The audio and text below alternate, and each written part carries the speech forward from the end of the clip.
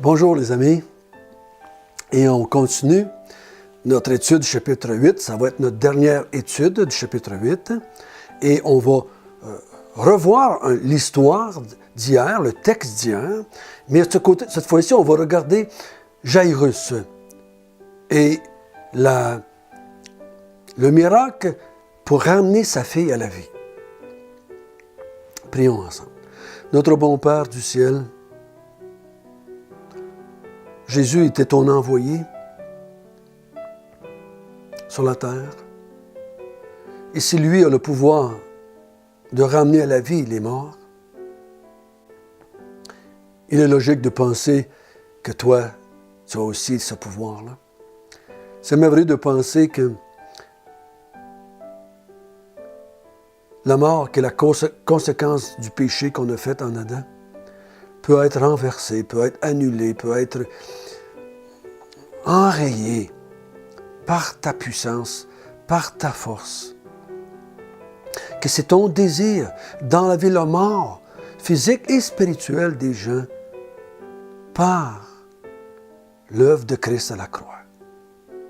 Conduis-nous à bien comprendre cette belle vérité de la foi. Amen. Hier, on a vu une partie de cet événement-là. On sait que Jésus était allé à Gerasa. Il a guéri un démoniaque là-bas.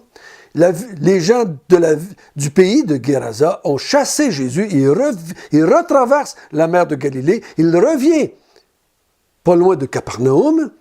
Et là, comme il arrive sur le bord du lac, un homme s'est jeté à ses pieds pour demander « Viens guérir ma fille qui est malade ».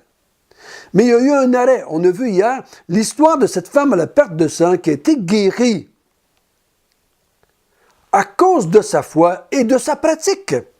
La foi l'a emmenée à aller toucher à Jésus et elle était sauvée de sa maladie. Il ne faut pas voir ici le salut de la Nouvelle Alliance, mais elle était sauvée de sa maladie. Aujourd'hui, on va regarder le même événement, mais Jairus, qui est aussi un exemple de foi particulière dans cette foule qui suit Jésus, qui croit à certaines choses de Jésus, mais ces deux-là sont ressortis dans la foule, je peux dire, sont choisis dans la foule par l'Esprit de Dieu, par Jésus, pour manifester ce que Jésus veut. Jésus ne veut pas seulement des gens qui crient, qui écoutent, qui l'écoutent enseigner.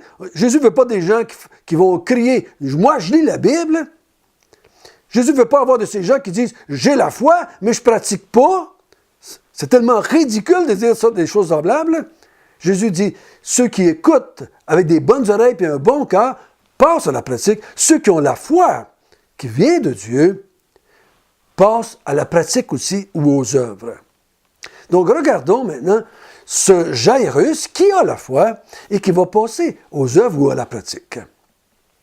Donc, on va lire le texte, mais on va sauter ce qu'on a vu hier, du verset 43 jusqu'au verset 48. On ne va pas le lire. On va lire 40 jusqu'à 56, mais on va sauter l'histoire de la femme à la perte de sang.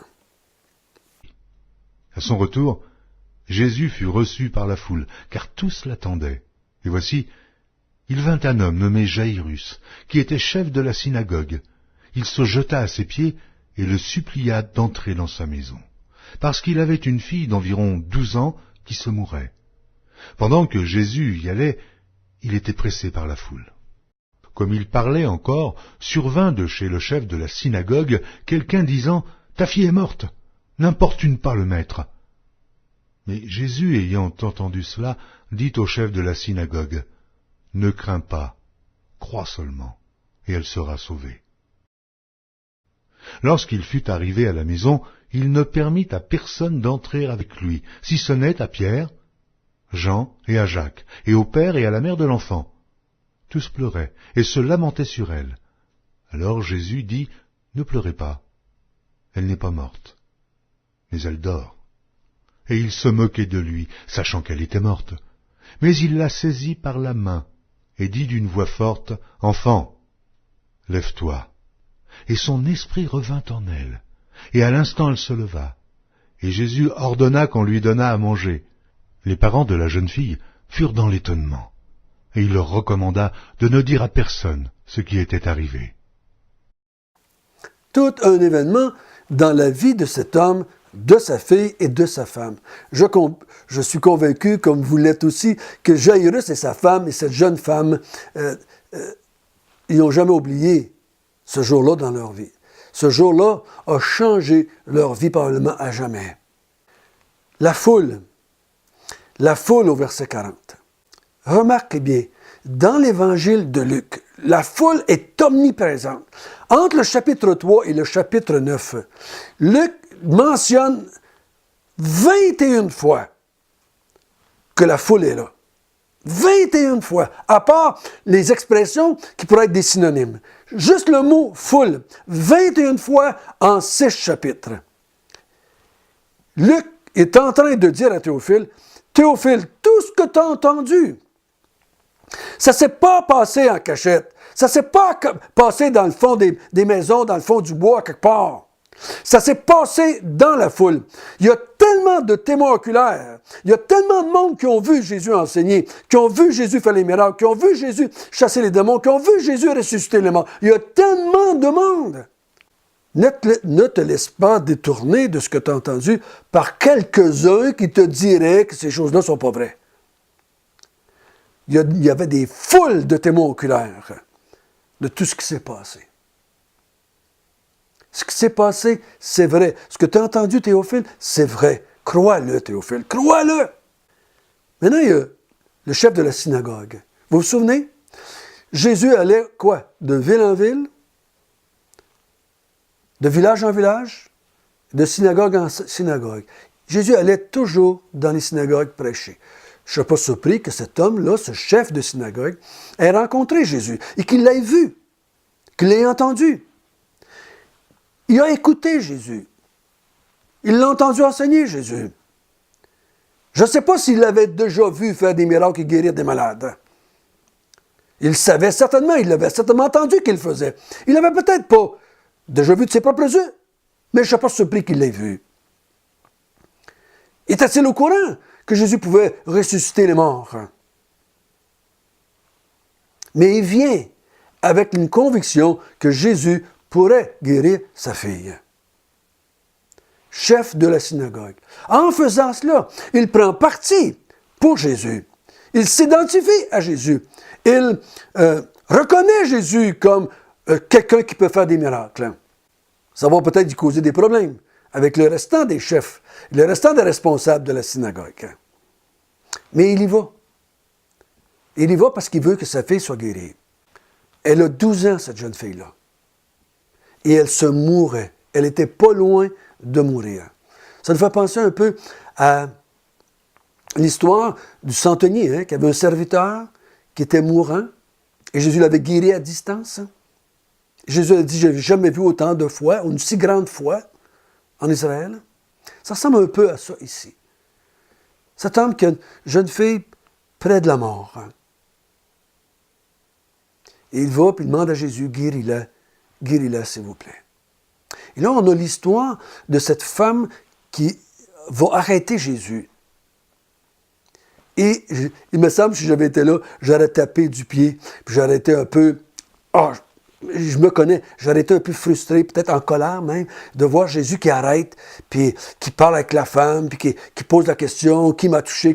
Il devait dire, mais Seigneur, viens-t'en! Ma fille est mourante, viens-t'en! Viens-t'en, mais qu'elle soit morte. C'est moi qui pense ça, là. C'est pas marqué dans le texte. Mais pendant que Jésus est arrêté et qui s'occupe de cette femme-là, quelqu'un arrive de la maison du chef de la synagogue, donc ils ne sont pas loin.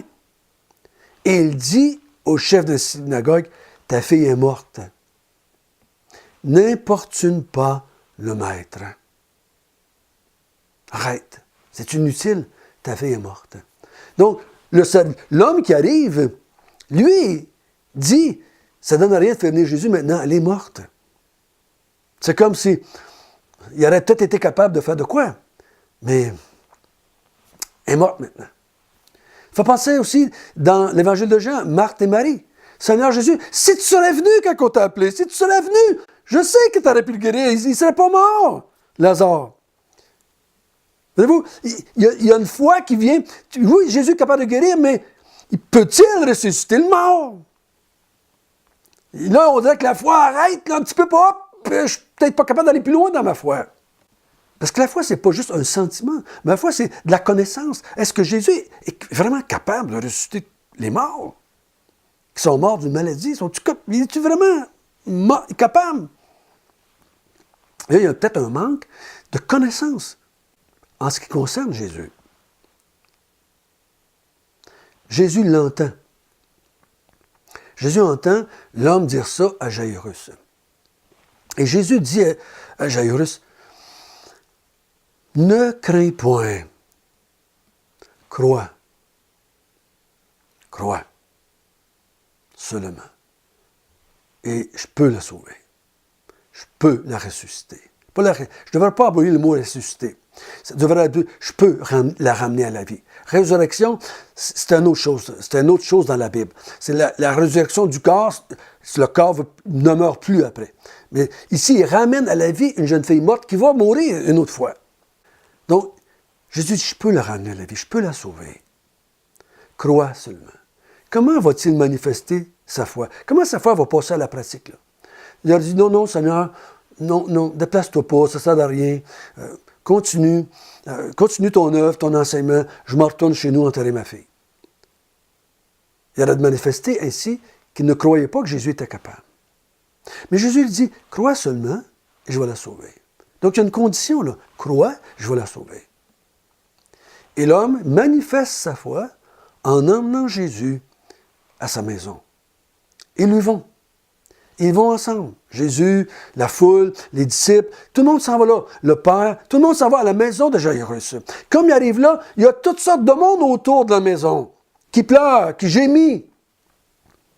Parce que la jeune fille est décédée. Tout le monde le sait là, qu'elle est morte. C'est pas, elle n'est pas morte, puis ils pensent qu'elle est morte. Ils savent qu'elle est morte. Le Père sait qu'elle est morte parce que le serviteur lui a dit, elle est morte ta fille. Mais Jésus arrive, là, puis il dit, ne pleurez pas, elle n'est pas morte, elle dort seulement. C'est vous qui avez employé la même expression avec Lazare, qui était malade, qui était mourant. Il dit, cette maladie ne porte pas à la mort, il dort seulement. C'est une expression pour dire, Jésus est en train de dire, elle dort seulement parce que je vais la ramener à la vie. Elle n'est pas morte de façon définitive, c'est ça qu'il veut dire. Mais tout le monde se moque de lui, tout le monde le ridiculise, tout le monde dit, voyons, donc, elle est morte. Ils manifestent leur foi, ils ne croient pas que Jésus peut le faire. Ils ne croient pas que Jésus peut le ramener à la vie, la ramener à la vie. Ils manifestent ainsi leur foi. Ils ne croient pas que Jésus peut ramener cette jeune fille à la vie. Le Père croit, continue, rentre dans la maison et Jésus prend Pierre, Jean, Jacques, la mère et le Père, et rentre dans la chambre de la jeune fille. Alors, il prend sa main et il dit à la jeune fille, « Lève-toi ». Son esprit revint en elle. Ça veut dire qu'elle était bien morte. Si son esprit était sorti, c'est parce qu'elle était bien morte. Et son esprit revint en la jeune fille, il se leva. Jésus lui dit, donne-lui à manger. Donne-lui à manger. Pourquoi il donne ce détail-là? Je crois que c'est une façon de démontrer qu'elle est vraiment ressuscitée. Ce n'est pas juste une réaction du corps qui ouvrait, qui réagirait. Donnez-lui à manger. Donc, si elle était mourante, ça veut dire, c'est quoi ce qu'elle ne mangeait pas probablement? Elle était affaiblie par le fait qu'elle avait été malade et Jésus dit, donne-lui tranquillement à manger pour qu'elle reprenne des forces. Les parents sont dans l'étonnement de ce miracle. Jésus dit aux parents et aux trois, ne dites pas ce qui s'est passé ici. Probablement qu'ils ne l'ont pas dit tout de suite. Mais une chose est certaine, c'est que la foule a certainement dû voir que la jeune fille était là le lendemain. Ils n'ont pas pu la cacher. Mais ils n'ont pas dit qu'est-ce qui s'était passé. Mais Probablement que les disciples, après la mort de Jésus, quand ils ont écrit les évangiles, ou en s'en allant quelque part, après que Jésus est parti dans le ciel, ils l'ont dit à ce moment-là. On a vu en s'en allant, pourquoi des fois Jésus, hier, il a dit au démoniaque qui avait été guéri, va le dire à tout le monde. Puis ici, il dit, ne dis-le pas à personne.